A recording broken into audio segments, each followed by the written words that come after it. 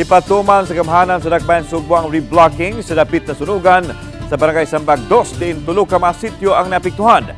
Muka pinusab sa usa ka katus ka balay ang naugdaw sa mga sunog kagahapon sa hapon. Sa nato ang update pinaagi nining report. Tungod sa kagip-o sa agianan, naglisod ang mga fire truck sa pagsulod aron dali unta mapawong ang sunog sa sudunong bahin sa Dan B. Rodriguez, sakop na sa Barangay Sambag 2, Dakbayan sa Sugbo. Sa record sa Cebu City Fire Office, moabot sa 82 ka mga balay ang nasunog, din 78 ang totally burned, samtang 4 ang partially damaged, nga musumada sa 7.5 million pesos ang danyos. Apan sa validation gihimo sa Department of Social Welfare and Services kung CSWS, miabot sa 104 kabalay ang apektado sa sunog. 231 usab ka pamilya o 669 individual ang apektado. Gingong mibuto nga air condition unit ang hinungdan sa sunog nga niabot sa 4th alarm. Tungod sa problemang nasugatan sa mga bombero, pagpaong sa kayo, mimando si Cebu City Mayor Mike Rama sa pagpatuman o reblocking sa dapit. Reblock. It's a long overdue. There was a fire and then I think reblock sa to.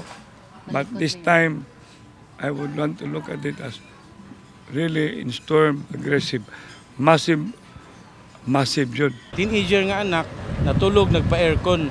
Wala na tao sa kwarto, pagsugod sa sunog. So, natimahuan lang niya nga dunay buraga sunog, no?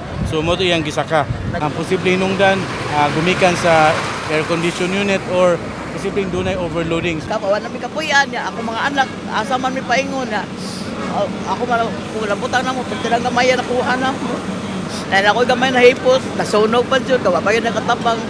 May bugas na mo, naurot. Ako'y gamay bugas, kitaguan, wala, urot yun. Samtang ipahilo na ang mga fire victims sa Cebu City Central School nga gihatagan sa ilang mga nagunang panginahanglanon sama sa pagkaon nga mosulod sa tulog ka adlaw.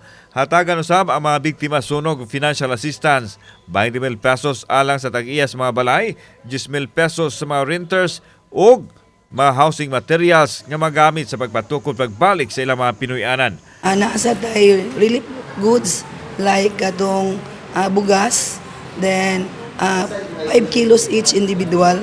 Nanawagan ang mga nasunugan nga mahatagan sila og hinanaling ayuda aron magamit nila sa ilang pagbangon.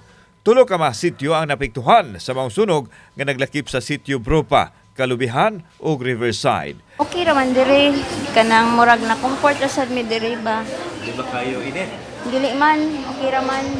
Na comfort raman mi dire kay di pa man mi pwede ka balik ka sa amo agyud kay samok pa man kay.